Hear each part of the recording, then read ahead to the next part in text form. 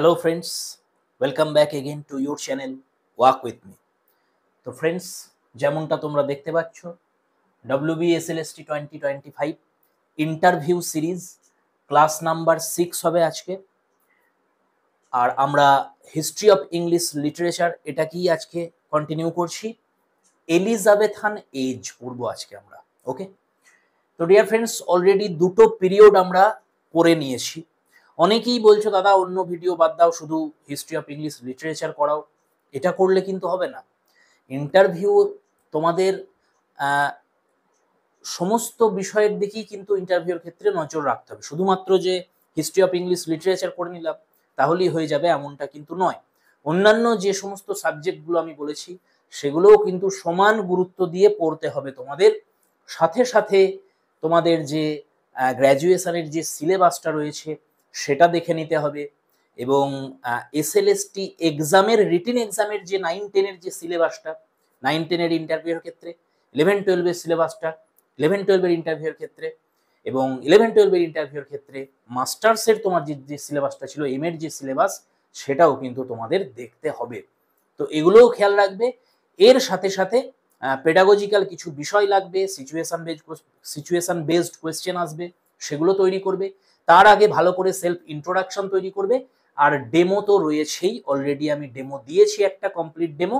Next আমি চাইবো next ডেমোটা 11-12-এর কোনো একটা টপিকের ওপর, মানে 11-12-এর যে টেক্সট বুক রয়েছে তার কোনো সেমিস্টারের যে কোনো একটা টপিকের ওপর আমি বানাবো। ওকে, তো চলো আজ আমরা এলিজাবেথান এজ করতে চলেছি। এলিজাবেথান এজটা হচ্ছে মোস্ট ইম্পর্টেন্ট এজ বলতে পারি আমরা ইংলিশ লিটারেচারের ক্ষেত্রে। এই এজটাকে আরো অন্যান্য নামে জানা হয়, যেমন এলিজাবেথান এজ কি বলা হয়, renaissance period of English literature. একেই বলা হয় early modern period of English literature. Modern age নয়, কিন্তু আর্লি মডার্ন এজ বলা হয় এলিজাবেথান এজকেই। এবং যেটা most important, history of English লিটারেচারের গোল্ডেন এজ কাকে বলে যদি প্রশ্ন করে, তো এই এলিজাবেথান পিরিয়ড এটাই হচ্ছে গোল্ডেন পিরিয়ড। এবার এই যে এলিজাবেথান পিরিয়ড, যার টাইম স্প্যানটা দেখো 1550 থেকে 1625 এডি, এই যে সময়কালটা, অন্যান্য এজের মতন এই এজটাকেও আবার আলাদা আলাদা কয়েকটা এজে ভাগ করা হয়। মানে এলিজাবেথান একটা পিরিয়ড, তাকে আমরা আবার আলাদা আলাদা কয়েকটা এজে ভাগ করি। ঠিক যেমন মিডল ইংলিশ পিরিয়ডের ক্ষেত্রে আমরা আলাদা আলাদা এজ ভাগ দেখেছিলাম, তার ভিতরেই চজারকেও পেয়েছিলাম আমরা, অ্যাংলো নরম্যানকেও পেয়েছিলাম আমরা। তো তেমন ভাবেই এলিজাবেথান পিরিয়ডকে 3টে আলাদা এজে ভাগ করা যায়। তার মধ্যে প্রথম হচ্ছে pre Shakespearean age, 1558 to 1603। Dear friends, অনেক সময় কি হয়, যদি আমরা বলি একদম কনসাইজ ওয়েতে, একদম নির্দিষ্ট করে যদি বলা হয় এলিজাবেথান এজ মানে কোনটা, যে সময়ে ইংল্যান্ডের থ্রোনে কুইন এলিজাবেথ দ্য ফার্স্ট ইনি রেন করছিলেন, এনার শাসনকাল, সেই সময়টা হচ্ছে 1558 থেকে 1603। এই টাইমটাতে কুইন এলিজাবেথ দ্য ফার্স্ট ইনি রাজত্ব করছিলেন ইংল্যান্ডে। এইটাকেই বলা হয় এলিজাবেথান এজ যদি আমরা পার্টিকুলারলি বলি। তো সেইটাকেই আবার প্রি শেক্সপিয়ারিয়ান এজও আমরা বলতে পারি, যদিও এগুলো মানে একদম মানে অ্যাকিউরেটলি টাইম ডিভিশন গুলো সঠিক নয়, কারণ এর ভিতরেই আবার শেক্সপিয়ার পড়ে যাচ্ছেন। তাই মানে এক্স্যাক্টলি আমরা প্রি শেক্সপিয়ারিয়ান বলতে পারিও না, যদিও এই শেক্সপিয়ারের আগে ইউনিভার্সিটি উইটসরা ছিলেন। সেটা হচ্ছে তোমার, এবারে এই টাইমগুলো কি বলতো ওভারল্যাপ করে যায় একে অপরের সাথে। যদিও শেক্সপিয়ারের আগে বলি আমরা ইউনিভার্সিটি উইটস, কিন্তু আবার শেক্সপিয়ারের যে প্লেগুলো অনেক সময় ওভারল্যাপ করছে, মানে কন্টেম্পোরারি প্লাস আমরা বলতে পারি যে আর্লি শেক্সপিয়ার। ওকে, তাহলে কিছু কিছু বইয়ে তোমরা এই 5-10 বছরের আবার এগুলো ডিফারেন্সও দেখতে পাবে, এই টাইমগুলো আমি যেভাবে লিখছি এখানে। তো প্রি শেক্সপিয়ারিয়ান আমি এটাকে ধরে নিলাম 1558, 1603। এরপরে শেক্সপিয়ারিয়ান এজ আমি এটাকে আলাদা করেছি। কোন কোন বইয়ে তোমরা দেখবে আলাদা ভাবে দেয়া নেই, যেমন অ্যালবার্ট যদি হলো সেখানে আলাদা করে শেক্সপিয়ারিয়ান এজ বলে কিছু নেই, এলিজাবেথান এরার ভিতরেই শেক্সপিয়ারকে রেখেছেন। আর শেক্সপিয়ার যিনি, ইনি এলিজাবেথান এজের মধ্যেই লিখছেন যদিও, কিন্তু শেক্সপিয়ার এত বড় একটা ব্যাপার, আর আমাদের ইন্টারভিউয়ের জন্য তো খুবই গুরুত্বপূর্ণ শেক্সপিয়ার, সেই জন্য আলাদা করে আমি শেক্সপিয়ারিয়ান এজ রেখেছি এবং এটাকে আমি আলাদা একটা ভিডিওতে করব, শুধুমাত্র শেক্সপিয়ারিয়ান এজটাকে। নেক্সট হচ্ছে এলিজাবেথান এজের ভিতরেই আমরা ফেলছি এরপরে পোস্ট শেক্সপিয়ারিয়ান।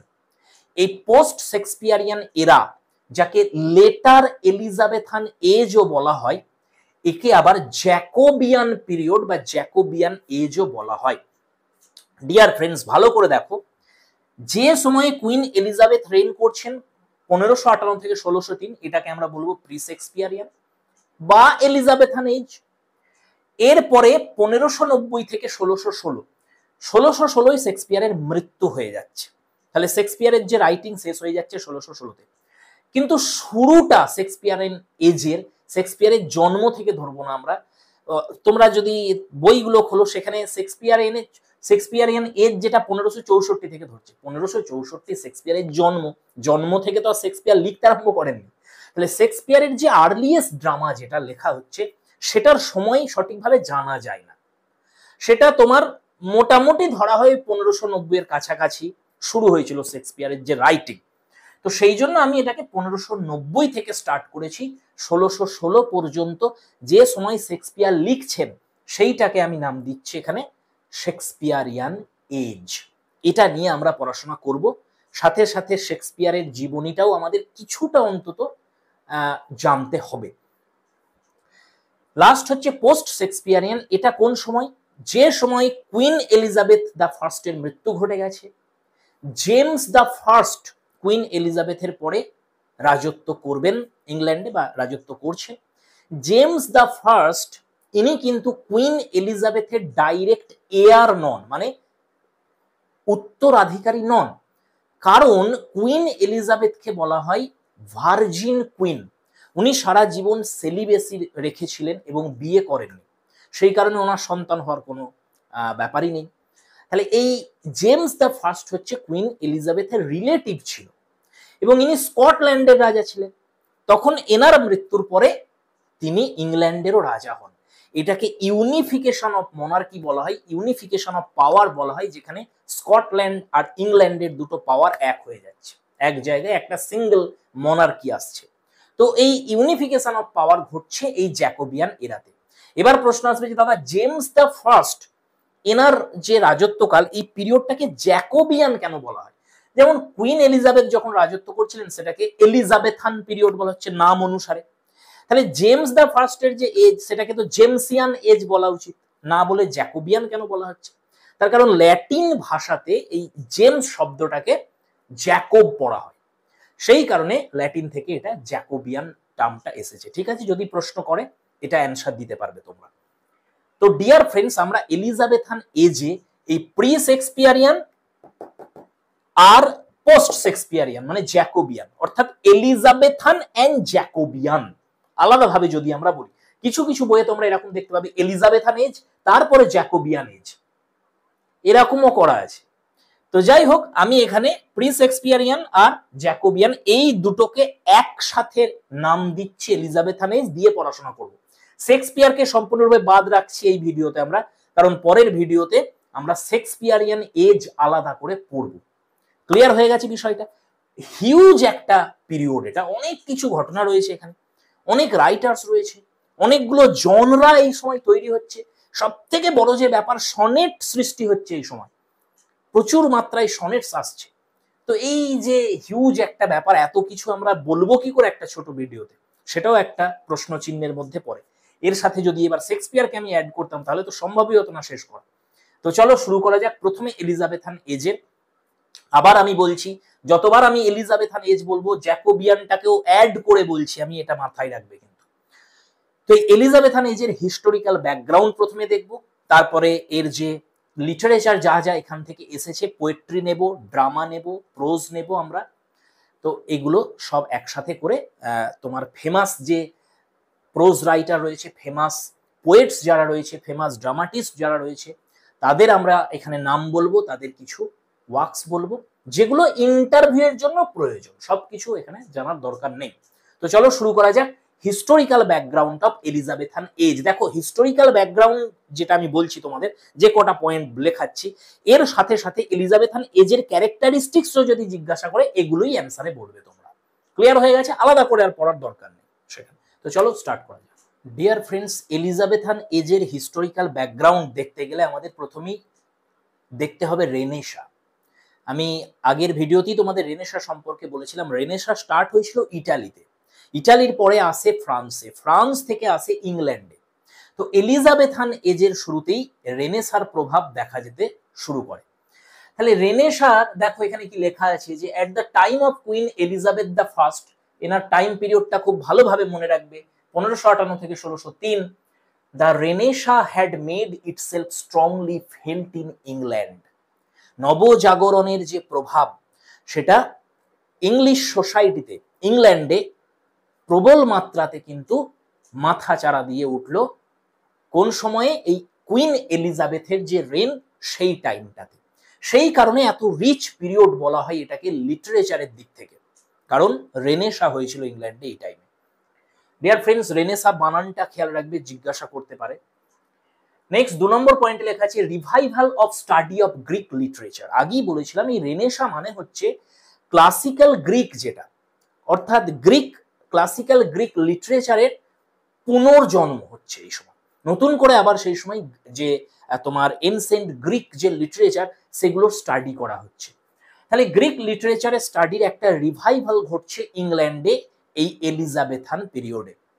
3 নম্বর পয়েন্টে লেখা আছে the action of a medieval man was guided by the consideration of heaven and hell. Now the glory of man was recognized and life on earth appeared beautiful. Life on earth, the glorification of human body gave birth to what is known as sensuousness. Very very important একটা point. যদি তোমাকে Elizabethan age অথবা রেনেসার বৈশিষ্ট্য, প্রধান বৈশিষ্ট্য জিজ্ঞাসা করে, তাহলে তুমি এই পয়েন্টটা হুবহু বলে দেবে। কি না, মিডিভাল পিরিয়ড যখন মধ্যযুগ চলছিল ইংলিশ লিটারেচারের, সেক্ষেত্রে কিন্তু মানুষের যে ক্রিয়াকলাপগুলো, অ্যাকশনগুলো, সেগুলোর বিচার করা হতো কোন দাঁড়িপাল্লাতে? সেই দাঁড়িপাল্লার একটা দিকে থাকতো হিভেন, একটা দিকে থাকতো হেল। এই কাজ করলে তুমি হিভেনে যাবে, এই কাজ করলে তুমি হেলে যাবে। তাহলে এই যে ধারণাটা ছিল, যেটা ট্র্যাডিশনাল একটা কনসেপ্ট, কনভেনশনাল একটা চলে আসছিল সোসাইটিতে, রেনেসা হওয়ার ফলে এই ধারণাটা ভেঙে গেল। এই জায়গায় একটা নতুন কনসেপ্ট এলো, সেটা কি? যেটা এতকাল ধরে যে তোমার মানব জীবন, যেটাকে অস্বীকার করে আসা হচ্ছিল, এর কোনো গুরুত্ব নেই।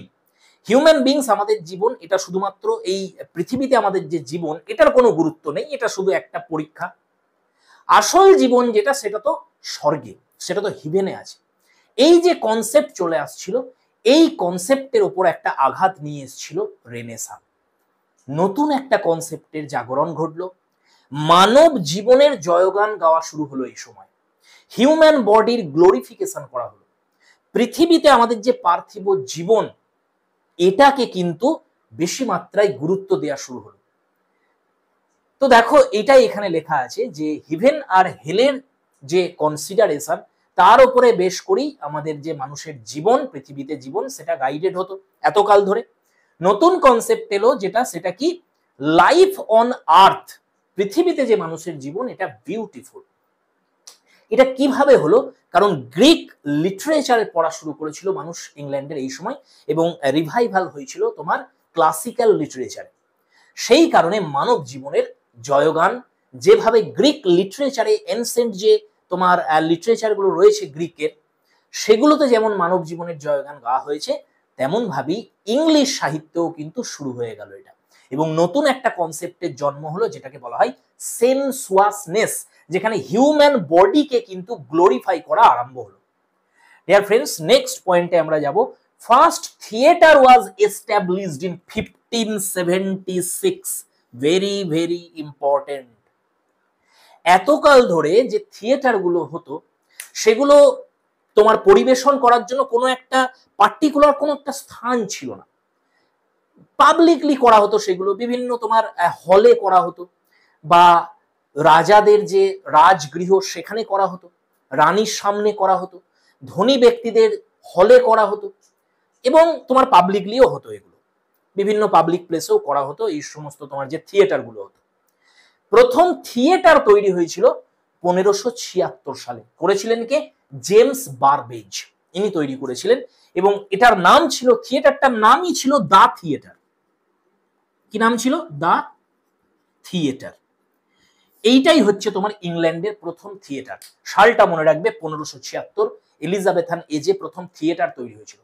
এর ফলে একটা রেভলিউশন এসেছিল তোমার ড্রামার জগতে বা সাহিত্যের জগতেই আমরা বলতে পারি, সোসাইটিতে। এরপরে একে একে তোমরা জানো যে আরো অনেক বিখ্যাত বিখ্যাত থিয়েটার আছে, দা সোয়ান আছে, আর সব থেকে বড় তো দা গ্লোব থিয়েটার, গ্লোব থিয়েটারও এসেছিল এরপরে। তাহলে প্রথম থিয়েটার হচ্ছে তোমার দা থিয়েটার, 1576, জেমস বারবেজ। ওকে, তাহলে প্রথম 4টে পয়েন্ট আশা করছি তোমরা নোট করে নিয়েছো, বিষয়টা বুঝে নিয়েছো। এরপরে আমরা এর পরের পয়েন্টগুলো দেখব। চলো দেখা যাক নাম্বার 5। ডিয়ার ফ্রেন্ডস, নাম্বার 5 দেখো, advancement of navigation and exploration. এই এলিজাবেথান এজি কিন্তু তোমার নেভিগেশন এবং এক্সপ্লোরেশন যেটা হচ্ছে মানে সমুদ্র যাত্রা এবং নতুন নতুন বিভিন্ন জায়গা আবিষ্কার হচ্ছে এই টাইমে। যখনই নেভিগেশন হচ্ছে, এক্সপ্লোরেশন হচ্ছে, তখনই কি শুরু হচ্ছে? ব্রিটিশদের কলোনি তৈরি হচ্ছে সেখানে গিয়ে, অর্থাৎ কলোনাইজেশন স্টার্ট হচ্ছে এই সময়ে। এবং কলোনাইজেশন অফ আমেরিকানস লেখা আছে দেখো, যেখানে যেখানে নেভিগেশন হচ্ছে, এক্সপ্লোরেশন হচ্ছে, নতুন নতুন ল্যান্ড আবিষ্কার হচ্ছে এবং সেগুলোকে কলোনিতে তৈরি করছে ব্রিটিশরা, মানে কলোনি বানাচ্ছে সেগুলোকে, অর্থাৎ কলোনাইজেশন হচ্ছে। এবং বিশেষ করে এখানে কলোনাইজেশন অফ আমেরিকানসদের মানে কলোনাইজেশন করা হয়েছিল এই টাইমে। নেক্সট দেখো number 7, scientific growth in the hand of Galileo, Kepler, Vesalius and Thomas Harriot. এই সমস্ত বিখ্যাত বিজ্ঞানীদের আবির্ভাব ঘটেছিল এখানে, এবং বিজ্ঞান জগতেও কিন্তু অনেক উন্নতি হয়েছিল। এইসব কারণেই তো বলা হয় এটাকে গোল্ডেন এজ, সাহিত্য বিজ্ঞান সব দিক থেকেই কিন্তু উন্নতি ঘটেছিল এই টাইমে। তাহলে যদি বিশেষ কয়েকজন প্রমুখ সায়েন্টিস্টের নাম তোমাদের উল্লেখ করতে বলে এলিজাবেথান এরা, তাহলে গ্যালিলিও আসবে সেখানে, কেপলার আসবেন, ভেসালিয়াস আসবেন, থমাস হ্যারিয়েট প্রমুখ। Okay, unification of power after queen Elizabeth the first in the hand of James the first. এটা আমি তোমাদের আগেই বলে দিয়েছি, কুইন এলিজাবেথের মৃত্যুর পর জেমস দ্য ফার্স্ট ইনি আসলে স্কটল্যান্ডের রাজা ছিলেন। যেহেতু এনার কোনো ডাইরেক্ট এয়ার ছিল না, কুইন এলিজাবেথ দ্য ফার্স্ট যেহেতু বিয়ে করেননি, সেই জন্য এনার কোনো সন্তান সন্ততি না থাকার কারণে কে রাজা হবে ইংল্যান্ডের সেটা নিয়ে একটা অনিশ্চয়তা তৈরি হয়। এই সমস্যার সমাধানের জন্য কুইন এলিজাবেথের রিলেটিভ কে রয়েছে তার খোঁজ চলে, এবং স্কটল্যান্ডের যে রাজা জেমস দ্য ফার্স্ট ইনি রিলেটিভ ছিলেন কুইন এলিজাবেথ দ্য ফার্স্টের, সেই হিসেবে জেমস দ্য ফার্স্টকেই রাজা বানানো হয় ইংল্যান্ডে। তাহলে এখানেই প্রথম স্কটল্যান্ড এবং ইংল্যান্ড এই দুই সাম্রাজ্যের একজনই রাজা হন, অর্থাৎ ইউনিফিকেশন হচ্ছে পাওয়ারের জেমস দ্য ফার্স্টের হাতে। তোমরা খেয়াল করেছো কি জানি না, ম্যাকবেথ যখন পড়েছিলে তোমরা, সেখানে যে এক উইচ সিন যেটা ছিল, প্রথম উইচ সিনটা নয়, 4 নম্বর উইচ সিন যেটা ছিল, সেখানে যে কলড্রন, সেই কলড্রনে কত কি ঢালা হচ্ছিল, সেখানে যে অ্যাপারিশন গুলো এসেছিল ম্যাকবেথ যখন দেখা করতে গিয়েছিল তার ভবিষ্যৎ জানার জন্য, সেখানে তোমরা দেখতে পাবে যে যখন সেই ব্যাংকর প্রশ্ন করা হলো যে ব্যাংকর সন্তানরা রাজা হবে কিনা, তারপরে তো দেখতে পেলে যে কতগুলো অ্যাপারিশন, একের পর এক ছায়া মূর্তি সব দাঁড়িয়ে গেল সেখানে। তাদের মধ্যে একটা ছায়া মূর্তির হাতে 2টো বল ছিল, 2টো গ্লোব ছিল, মনে পড়ছে তোমাদের সেই দৃশ্যটা? সেই হচ্ছে অ্যাকচুয়ালি এই জেমস দ্য ফার্স্ট। একটা গ্লোব অর্থাৎ একটা যে রয়্যাল পাওয়ার সেটা স্কটল্যান্ডের, আর একটা রয়্যাল পাওয়ার হচ্ছে ইংল্যান্ডের। ইনিই প্রথম ইউনিফাইড মোনার্ক ছিলেন ইংল্যান্ডে। ওকে, তো ফ্রেন্ডস লাস্ট যে পয়েন্টটা আছে হিস্টোরিক্যাল ব্যাকগ্রাউন্ডের এলিজাবেথান এরার, সেটা হচ্ছে gunpowder plot. Very very important একটা পয়েন্ট, প্রশ্ন করতে পারে ইন্টারভিউ যে what is gunpowder plot. যেটা হয়েছিল 1605-এ, তোমরা বলবে it was a conspiracy against kings James the first. Okay, তাহলে জেমস দ্য ফার্স্টের বিরুদ্ধে একটা কনস্পিরেসি করা হয়েছিল। জেমস দ্য ফার্স্ট যিনি ছিলেন, ইনি প্রোটেস্ট্যান্ট কিং ছিলেন। ইনি প্রোটেস্ট্যান্টিজমকে মানতেন, ক্যাথলিকদের বিরোধী ছিলেন। এবারে ক্যাথলিকরা সেই সময়, ক্যাথলিকদের একটা গ্রুপ কি করেছিল, এই জেমস দ্য ফার্স্টকে হত্যা করার জন্য একটা প্লট করেছিল। তারা ভেবেছিল যে তিনি যখন পার্লামেন্টে আসবেন, ফার্স্ট পার্লামেন্টের যে মিটিংটা হবে, সেই মিটিংয়ে একদম জেমস দ্য ফার্স্ট সমেত গোটা পার্লামেন্টকে উড়িয়ে দেব আমরা। সেই জন্য পার্লামেন্টের বেসে তারা কি করেছিল, প্রচুর গান পাউডার রেখেছিল, মানে বারুদ স্টোর করেছিল সেখানে আগুন লাগানোর জন্য। তো এই যে প্লটটা, এটা কি বলা হয় গান পাউডার প্লট, যেটা 1605-এ হয়েছিল। এর যে হেড পার্সন ছিলেন, যে যার মাথায় এটা এসেছিল, বাট যে অ্যারেস্ট হয়েছিল, হতে পারে এনার সাথে আরো অনেকজন ছিল, কিন্তু তাদের অ্যারেস্ট করা যায়নি। প্রথম ধরা পড়ে গিয়েছিলেন ইনি, গে ফোক্স এনার নাম। তো এই যে গে ফোক্স, ইনি অ্যারেস্ট হয়ে গিয়েছিলেন গান পাউডার প্লটে। এনাকে তোমার শাস্তি দেওয়া হয়, হত্যা করা হয়। এবং এর স্মৃতি রক্ষার্থে কি করে, ইংল্যান্ডে এর পরে প্রত্যেক বছর এই গে ফোক্স ডে পালন করা হয়। এনার যে এফিজি, সেই এফিজিতে আগুন ধরানো হয়, সেটাকে পোড়ানো হয়। যেমন আমরা এখানে তোমার দিওয়ালিতে কি করা হয়, রাবণের যে মূর্তি সেটা বানিয়ে পোড়ানো হয়। তো সেই রকমই আর কি বিষয়টা। তো এটাকে আমরা বলবো যে victory of virtue over vice, সত্যের জয় অসত্যের উপরে।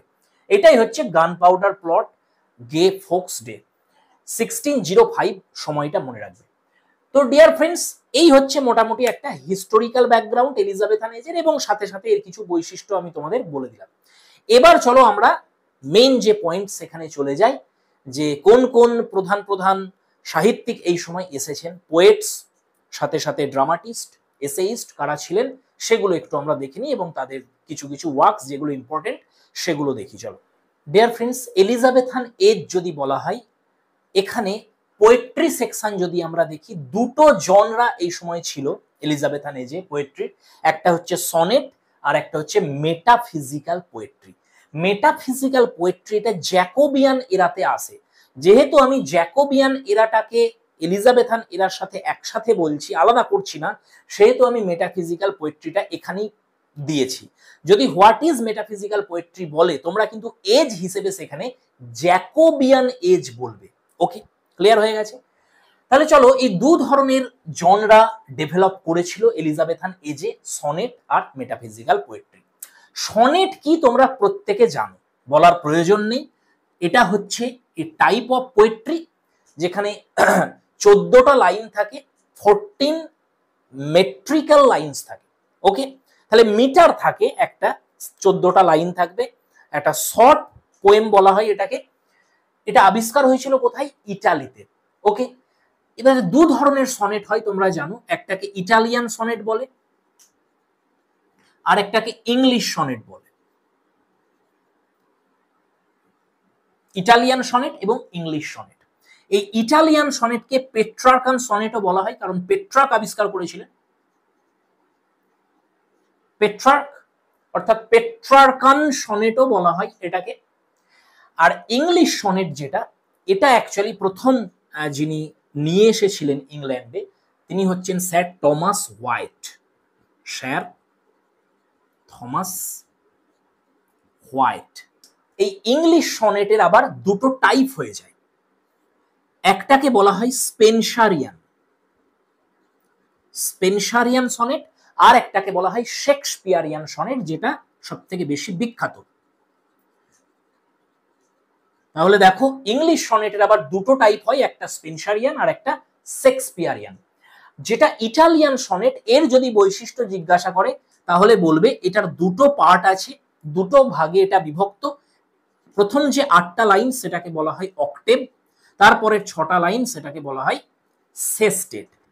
যদি রাইম স্কিম জিজ্ঞাসা করে তাহলে এর রাইম স্কিম হচ্ছে A B B A, A B B A, C D E, C D ই।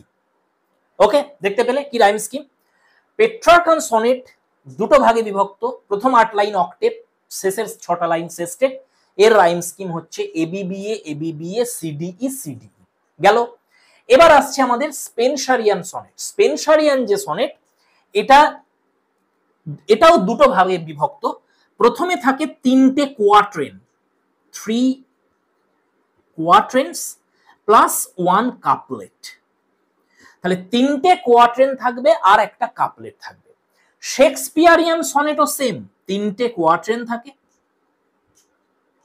আর একটা কাপলেট থাকে। শেক্সপিয়ারিয়ান সনেটের ক্ষেত্রে এটা হচ্ছে তোমার রাইমড কাপলেট বলে, কারণ রাইম থাকে এখানে, রাইমড কাপলেট থাকে, মিল থাকে দুটো শেষে। এবারে তাহলে ডিফারেন্সটা কোথায়? ডিফারেন্সটা হচ্ছে রাইম স্কিমে। রাইম স্কিম এই দুটোর আলাদা। বিশেষ করে শেক্সপিয়ারিয়ান সনেটের রাইম স্কিম জিজ্ঞাসা করতে পারে, ভালো করে মুখস্থ করে নেবে। আমরা সবাই জানি শেক্সপিয়ারের যে রাইম স্কিম সেটা হচ্ছে AB AB, CD CD, EF EF, GG. প্রত্যেক সাহিত্যের স্টুডেন্টই এটা জানে, ইংরাজি সাহিত্যের স্টুডেন্ট এতটাই বিখ্যাত শেক্সপিয়ারের সনেটের রাইম স্কিম কি AB AB, CD CD, EF EF, GG. Spenserian sonnet যে এর যে রাইম স্কিম সেটা কিটা হচ্ছে AB AB, BC BC, CD CD, EE. So dear friends, তোমরা দেখতেই পেলে স্পেনসারিয়ান যে সনেট তার রাইম স্কিম হচ্ছে AB AB, BC BC, CD CD, EE.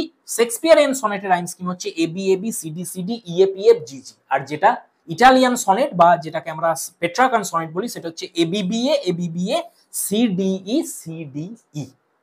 Clear একদম? তাহলে এই হলো আমাদের সনেট। এবার আমরা দেখব এই টাইমে কোন কোন বিখ্যাত সনেটিয়ার এসেছেন বা কোন কোন বিখ্যাত সনেটিয়ার হয়েছিলেন এই টাইমের, সেগুলো দেখব। তো 3টে নাম আমি তোমাদের মুখস্থ করতে বলবো। এক হচ্ছে স্যার ফিলিপ সিডনি, এনাকে প্রথম রাখবে। সেকেন্ড হচ্ছে এডমান্ড স্পেনসার, 3 নম্বর রাখবে স্যামুয়েল ড্যানিয়েল। তো এই তিনজনের নাম তোমরা মুখস্থ করে নেবে।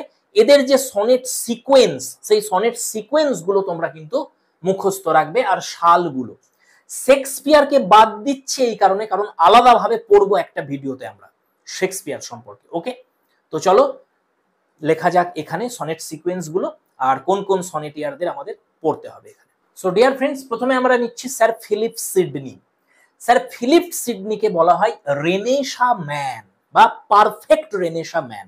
রেনেসার যে স্পিরিটটা ছিল সেটা সিডনির যে রাইটিংস গুলো তার মধ্যে একদম ভরপুর রূপে দেখা যায়। সেই কারণে স্যার ফিলিপ সিডনিকে বলা হয় দ্য রেনেসা ম্যান। সেকেন্ড হচ্ছে সিডনিকে বলা হয় first literary critic of English literature.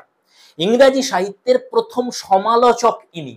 Apology for poetry তোমরা জানো, তো স্যার ফিলিপ সিডনির first literary critic of English literature বলা হয় ফিলিপ সিডনিকে। এনার লেখা যে সনেট সিকোয়েন্স, যেটা এখান থেকে মোস্ট ইম্পর্টেন্ট, সেটা হচ্ছে অ্যাস্ট্রোফিল এন্ড স্টেলা। অ্যাস্ট্রোফিল মানে হচ্ছে তোমার স্টার লাভার, স্টেলা মানে স্টার। 108টা সনেট নিয়ে তৈরি এটা। 1591 পাবলিশ হয়েছিল। পেনেলোপি ডেভেরোকে এটা উৎসর্গ করা হয়েছে। ডেভেরো বানানটা খেয়াল রাখবে। সেকেন্ড হচ্ছে স্যামুয়েল ড্যানিয়েল। স্যামুয়েল ড্যানিয়েল থেকে শুধুমাত্র তোমরা সনেট সিকোয়েন্সটা মনে রাখবে, যেটার নাম হচ্ছে ডেলিয়া। 50টা সনেট আছে, 1592 পাবলিশ হয়। ডিয়ার ফ্রেন্ডস, লাস্ট আমরা এখান থেকে আরেকজনের নাম দেখে নেব, তিনি হচ্ছেন এডমান্ড স্পেনসার। চলো দেখা যাক। ডিয়ার ফ্রেন্ডস, এডমান্ড স্পেনসারকে বলা হয় পোয়েটস পোয়েট। যেমন স্যার ফিলিপ সিডনিকে বলা হয় পারফেক্ট রেনেসা ম্যান, তেমনি স্পেনসারকে কি বলা হয়? পোয়েটস পোয়েট বলা হয়, কবিদের কবি। এনার যে তোমার সনেট সিকোয়েন্স সেটার নাম হচ্ছে অ্যামোরেট্টি। অ্যামোরেট্টি শব্দের অর্থ হচ্ছে লিটল সং। 88টা সনেট রয়েছে। 1594 পাবলিশ হয়েছিল। কাকে উৎসর্গ করা হয়েছে? Elizabeth boil. এলিজাবেথ বয়েলকে উদ্দেশ্য করে লেখা হয়েছে। এনার আরেকটা বিখ্যাত কাব্যের নাম হচ্ছে the fairy Queenie. Dear friends, এই তিনজনের নাম তোমরা মনে রাখবে যদি এলিজাবেথান এজ থেকে প্রশ্ন করে, বা তুমি যদি বলো যে আমার ফেভারিট এজ হচ্ছে এলিজাবেথান এজ। অনেকে বলছো এত এজ দাদা এত কি করে করব? যদি সব করতে না পারো, যে কোনো একটা এজ ভালো করে পড়ে নেবে। যদি তোমার মনে হয়, দেখো বেশিরভাগ জনই কিন্তু রোম্যান্টিক এজটাকে ধরবে। তুমি এলিজাবেথান নাও, রোম্যান্টিক নেওয়ার প্রয়োজন কি তোমার? তুমি এলিজাবেথানটাকে নিয়ে নাও। যদি বলে এলিজাবেথান এজের পোয়েট্রি সম্পর্কে বলুন, তাহলে তুমি বলবে দু ধরনের পোয়েট্রি ছিল, একটা সনেটস, একটা মেটাফিজিক্যাল পোয়েট্রি। সনেট থেকে এবার তিনজন সনেটিয়ারের নাম তুমি বলে দিতে পারবে, তাদের লেখা তোমার দেখা হয়ে গেল। এদের দুটো একটা করে কবিতা তোমরা পড়েছো প্রত্যেকে, স্পেন্সারেরও পড়েছো আর স্যার ফিলিপ সিডনিরও পড়েছো সনেট, সেটাও পড়া আছে। এবারে আমরা মেটাফিজিক্যাল পোয়েট্রিটাও দেখে নিচ্ছি, তাহলে কমপ্লিট হয়ে যাচ্ছে তোমার এলিজাবেথান এজ। তো এই এজটাকেও তোমরা নিজেদের ফেভারিট হিসেবে ধরতে পারো, যে কোনো একটা ফেভারিট এজ তোমরা রাখবে এবং সেই এজটা সম্পর্কে ভালো করে জানবে, ওকে, তাহলেই হবে। তো চলো এবার আমরা দেখি metaphysical poetry. Dear friends, metaphysical poetry কি যদি প্রশ্ন করে তোমাদের, তখন এই অ্যান্সারটা দেবে, a type of poetry developed in Jacobean age in the first half of 17th century characterized by, তাহলে কি কি বৈশিষ্ট্য রয়েছে এই মেটাফিজিক্যাল পোয়েট্রি? প্রথমেই হচ্ছে ইন্টালেকচুয়াল কমপ্লেক্সিটি, সেকেন্ড যেটা মোস্ট ইম্পর্টেন্ট সেটা হচ্ছে উইটি কনসিট। এই কনসিট এই বিষয়টা মনে রাখবে, কনসিট ওয়ার্ডটা কোন ধরনের পোয়েট্রির সঙ্গে যুক্ত যদি বলে অ্যান্সার হবে মেটাফিজিক্যাল পোয়েট্রি। আর লাস্ট হচ্ছে fusion of emotion and reasoning, emotion আর রিজনিং বা ইমোশন আর ইন্টালেক্টের একটা মিশ্রণও রয়েছে এখানে, এবং উইটি কনসিটের ব্যবহার হয় এই মেটাফিজিক্যাল পোয়েট্রিতে। যদি বলা হয় মেটাফিজিক্যাল পোয়েট্রির জনক কাকে বলা হয়, জন ডানকে বলা হয়। জন ডানের যে একটা বইয়ের যদি নাম বলতে বলে বলবে সংস অ্যান্ড সনেটস, এটা হচ্ছে এনার কালেকশন কবিতা। আর যদি প্রশ্ন করে যে কম্পাসের যে আইডিয়াটা উনি দিয়েছিলেন, একটা কনসিটের এক্সাম্পল দিতে বললে তুমি বলবে idea of two hands of a compass. তাহলে a lover and his beloved are compared with two hands of a compass, the male part with the moving hand and the female part with the fixed hand of the compass। তাহলে এই যে দুজন লাভারকে কম্পাসের দুটো হ্যান্ডের সঙ্গে তুলনা করা হচ্ছে, যেটা ফিক্সড হ্যান্ড সেটা হচ্ছে মেয়েটি, মহিলাটি, আর তাকে ঘিরে ঘুরছে কে, মেল পার্টটা, এটা হচ্ছে মুভিং হ্যান্ডটা। এইটা হচ্ছে একটা উইটি কনসিটের এক্সাম্পল। ডিয়ার ফ্রেন্ডস, এটা কোন কবিতাতে পাওয়া যায়, ডানের এ ভ্যালিডিকশন এই কবিতাটাতে পাওয়া যায় এই কনসেপ্টটা। আরো যদি একজনের নাম বলতে বলে মেটাফিজিক্যাল পোয়েট, অ্যান্ড্রিউ মার্ভেল বলে দেবে। আর আমাদের সময় সিলেবাসে টু হিজ কয় মিস্ট্রেস ছিল অ্যান্ড্রিউ মার্ভেলের, তো তোমরা এই নামটা নিতে পারো অ্যান্ড্রিউ মার্ভেলের to his coy mistress. George Herbert, ইনিও একজন মেটাফিজিক্যাল পোয়েট। জর্জ হারবার্টের লেখা কোন কবিতা তোমাদের 11-12 এর এসএলএসটির সিলেবাসে ছিল সেটা তোমরা কিন্তু কমেন্ট করে জানাবে আমাকে, ওকে। তাহলে এই তিনজনের নাম আমি বলে দিলাম মেটাফিজিক্যাল পোয়েটস হিসেবে। আর মেটাফিজিক্যাল পোয়েট্রি কি তার জন্য এই তোমরা সংজ্ঞাটা এটা বলতে পারো, ওকে ডিয়ার ফ্রেন্ডস। তাহলে পোয়েট্রি আমাদের কভার হয়ে গেল এলিজাবেথান এজে। এবার আমরা এগিয়ে যাই কিসের দিকে, প্রোজের দিকে। তো কত ধরনের প্রোজ এখানে ছিল সেটা দেখবো। প্রোজের মধ্যে প্রধান যেটা এখানে সেটা হচ্ছে ড্রামা। চলো দেখা যাক। ডিয়ার ফ্রেন্ডস, এলিজাবেথান এজের যদি প্রোজ লিটারেচার বলে তার মধ্যে যেটা প্রধান সেটা হচ্ছে ড্রামা। তিন ধরনের ড্রামার ডেভেলপমেন্ট হয়েছিল কিন্তু এলিজাবেথান এজে। যেটা সব থেকে গুরুত্বপূর্ণ সেই শব্দটা, টার্মটা মনে রাখবে, এটাকে বলা হয় মাস্ক। মাস্ক হচ্ছে একটা বিশেষ টাইপের ড্রামা যেখানে ইলাবোরেট ড্রেসিং থাকে, তোমার অনেক ধরনের মিউজিক থাকে, ডান্স থাকে, সেটা হচ্ছে মাস্ক।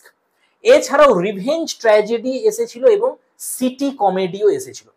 এবার যদি স্পেসিফিক দুটো প্লে বা দুটো ড্রামার নাম বলতে বলে তাহলে দুটো বিখ্যাত ড্রামার নাম এই সময় পাওয়া যায়, একটার নাম গর্বোডাক আর একটা রালফ রয়স্টার ডয়স্টার। কেন বিখ্যাত এই নাম দুটো, স্পেসিফিক এই দুটো থেকেও প্রশ্ন করতে পারে তোমাদের। কারণ হচ্ছে যদি বলে ইংরাজি ভাষার প্রথম ট্র্যাজেডির নাম কি, অ্যান্সার হবে গর্বোডাক। এই গর্বোডাককেই বলা হয় ইংরাজি সাহিত্যের প্রথম ড্রামা, প্রথম ট্র্যাজেডি। এবং যদি বলে কোন ড্রামাতে প্রথম ব্ল্যাঙ্ক ভার্স ব্যবহার করা হয়েছিল তাহলেও অ্যান্সার হবে গর্বোডাক। সালটা দেখে রাখো 1562, ভেরি ভেরি ইম্পর্টেন্ট। 1562 ইংরাজি ভাষায় ব্ল্যাঙ্ক ভার্সে প্রথম ড্রামা লেখা হলো, প্রথম ট্র্যাজেডি লেখা হলো, যেটার নাম গর্বোডাক। কে লিখেছিলেন, দুজন ব্যক্তি, থমাস স্যাকভিল এবং থমাস নর্টন। এই দুজনের নামও মনে রাখবে। তাহলে এটাই হচ্ছে ফার্স্ট ইংলিশ ট্র্যাজেডি এবং first blank verse play. Second যে নামটা পাবো আমরা সেটা হচ্ছে রালফ রয়স্টার ডয়স্টার। এটাও একটা ড্রামা, এটা 1553-তে লেখা হয়েছিল। এটাকে বলা হয় ইংরাজি ভাষার প্রথম কমেডি, ফার্স্ট ইংলিশ কমেডি বলা হয় এটাকে। লেখক হচ্ছে নিকোলাস উডাল। তো ডিয়ার ফ্রেন্ডস, এই দুটো ড্রামার নাম খুব ভালোভাবে মনে রাখবে। এবার যদি ড্রামা না বলে যে বিখ্যাত দুজন ড্রামাটিস্টের নাম বলুন এলিজাবেথান পিরিয়ডের, শেক্সপিয়ার বাদ দিয়ে, শেক্সপিয়ারকে আলাদাভাবে পড়বো আমরা, তাহলে দুজনের নাম বলবে, এক হচ্ছে বেন জনসন, আর সেকেন্ড আরেকটা নাম বলছি আমি, সেটা হচ্ছে বোমন্ট অ্যান্ড ফ্লেচার, দুজন আছে একসাথে লিখতেন। ডিয়ার ফ্রেন্ডস, ইউনিভার্সিটি উইটসরাও ড্রামা লিখতেন এই সময় এলিজাবেথান এজে। বেন জনসন একটু পরে আসছেন, ইনি জ্যাকোবিয়ান এরার। বোমন্ট অ্যান্ড ফ্লেচার একটু পরে আসছেন জ্যাকোবিয়ান এজে। এক্সাক্ট যেটা এলিজাবেথান এজ প্রি শেক্সপিয়ারিয়ান, সেটা হচ্ছে ইউনিভার্সিটি উইটসরা সেই সময় লিখছিলেন। একটু পরে আমি দেখাচ্ছি ইউনিভার্সিটি উইটস। কিন্তু যদি ইউনিভার্সিটি উইটস ছাড়াও আরো নাম বলতে বলে তোমাদের জ্যাকোবিয়ান পিরিয়ড থেকে, তাহলে বেন জনসন এবং বোমন্ট অ্যান্ড ফ্লেচার বলবে তোমরা। চলো বেন জনসন লেখা যাক আমাদের। So dear friends, Jacobian error দুজন ড্রামাটিস্টের নাম, ফার্স্ট হচ্ছে বেন জনসন। বেন জনসন থেকে শুধু এই তিনটে পয়েন্ট মনে রাখবে। এনাকে বলা হয় father of English satire, English স্যাটায়ারের জনক বলা হয় বেন জনসনকে। এবং ইনি হচ্ছেন first poet laureate of England, English বা ইংল্যান্ড যাই হোক, তো ইংল্যান্ডের প্রথম পোয়েট লরিয়েট। ওকে, আর এনার যদি কিছু ড্রামার নাম বলে তাহলে ভলপন মনে রাখবে, দ্য অ্যালকেমিস্ট এবং every man in his humour. Okay, এই তিনটে মনে রাখবে। বোমন্ট অ্যান্ড ফ্লেচার থেকে জাস্ট একটা ড্রামার নাম মনে রাখবে, সেটা হচ্ছে ফিলাস্টার। ডিয়ার ফ্রেন্ডস, এবার আমরা ইউনিভার্সিটি উইটস দেখি। Dear friends, who were university wits, এই প্রশ্ন যদি আসে, কি অ্যান্সার আসবে? University wits were a group of late 16th century playwrights graduated either from Oxford University or Cambridge University. They were popular secular writers who prepared the ground for Shakespeare. তো দেখতেই পাচ্ছ যে লেট 16th সেঞ্চুরিতে একদল, যদি আমরা সংখ্যাটা বলি 7 জন total play রাইটের আবির্ভাব ঘটেছিল, যাদের মধ্যে 6 জন হয় অক্সফোর্ড থেকে, হয় কেমব্রিজ অথবা কেমব্রিজ থেকে যারা গ্র্যাজুয়েশন করেছিল। 3 জন অক্সফোর্ড থেকে করেছিলেন, 3 জন কেমব্রিজ থেকে করেছিলেন, একজন কিন্তু প্রাইভেটলি আর কি এডুকেটেড ছিলেন এদের মধ্যে। তো এদের বলা হতো ইউনিভার্সিটি উইটস। যার মধ্যে যদি নাম বলা হয়, সব থেকে প্রথম যে নামটা আসবে সেটা হচ্ছে ক্রিস্টোফার মার্লো। এই ক্রিস্টোফার মার্লোকে অনেকে ফাদার অফ ইংলিশ ড্রামাও বলে থাকে। যদিও মার্লোর আগেও অনেকে ড্রামা লিখছে, তবুও কিন্তু ক্রিস্টোফার মার্লোকে ফাদার অফ ইংলিশ ড্রামা বলা হয়। এনার যদি বলা হয় বিখ্যাত ড্রামার নাম বলতে, সেটা হবে doctor Faustus. Dear friends, Robert Greene, ইনিও একজন ইউনিভার্সিটি উইটস। রবার্ট গ্রিন সম্পর্কে একটা তথ্য তোমরা জেনে রাখো খুব ভালোভাবে। যদি প্রশ্ন করে যে কোন ব্যক্তি শেক্সপিয়ারকে আপস্টার্ট ক্রো বলেছিলেন, বা শেক্সপিয়ারকে একজন প্লেজিয়ারিস্ট বলেছিলেন, মানে শেক্সপিয়ার সাহিত্য চুরি করে, এটা কে বলেছিলেন? তিনি হচ্ছেন এই রবার্ট গ্রিন। কি বলেছিলেন? Called Shakespeare an upstart crow beautified by our feathers. Shakespeare হচ্ছে এমন একজন আপস্টার্ট ক্রো যে আমাদের পালকে নিজেকে সজ্জিত করেছে। তাহলে ইনি বলতেন আমরা ইউনিভার্সিটি উইটসরা যেগুলো লিখি সেগুলোকে কপি করে শেক্সপিয়ার। ওকে, এটা রবার্ট গ্রিনের মত ছিল। এছাড়াও ইউনিভার্সিটি উইটস ছিলেন টমাস কিড এবং জন লিলি। টমাস কিড এলি তোমরা জানো, স্প্যানিশ ট্র্যাজেডি নামটা আছে। এছাড়াও ছিলেন জন লিলি। ডিয়ার ফ্রেন্ডস, এই হচ্ছে ইউনিভার্সিটি উইটস। আর দুটো টপিক এখান থেকে আমাদের জানতে হবে, দুটো নাম আমাদের জানতে হবে। চলো সেটাও জেনে নিই। আমরা এগুলো প্রোজ পড়ছি, এলিজাবেথান এজের পোয়েট্রি হয়ে গেল, প্রোজের মধ্যে ড্রামা হয়ে গেল। এবার আমরা এসে দেখব প্রোজের ভিতরে। চলো দেখা যায়। সো ডিয়ার ফ্রেন্ডস, প্রোজের মধ্যে আমরা ড্রামা কমপ্লিট করে ফেললাম। এবার হচ্ছে এসে। যদি এলিজাবেথান এরার কোনো এসেইস্টের নাম জিজ্ঞাসা করে, একটাই নাম আসবে, সেটা হচ্ছে ফ্রান্সিস বেকন, বিখ্যাত নাম।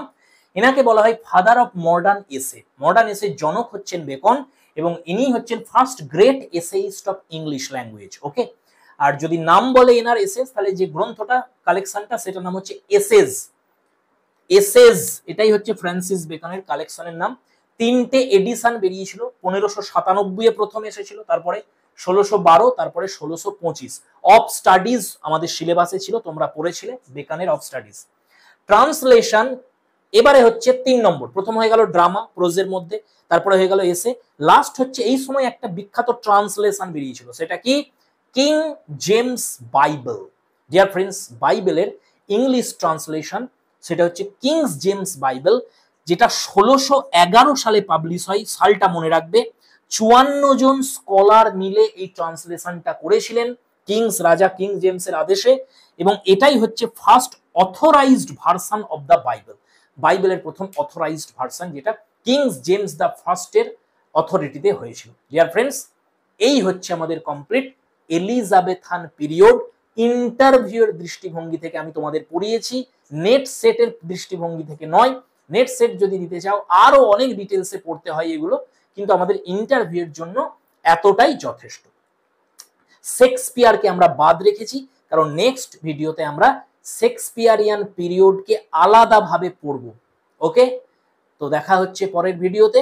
আর পরের ডেমোটা আমি 11-12 যে সিলেবাস রয়েছে, তোমার যে বই টেক্সট বইগুলো রয়েছে 11-12 সেখান থেকে কোনো একটা টপিকের ওপরে আমি তোমাদের ডেমো দেখাবো, কারণ যেটা শোনা যাচ্ছে যে 11-12 ইন্টারভিউটাই আগে হবে সেই কারণে। তো ফ্রেন্ডস, দেখা হচ্ছে পরের ভিডিওয়। Thanks for watching, keep smiling and stay blessed.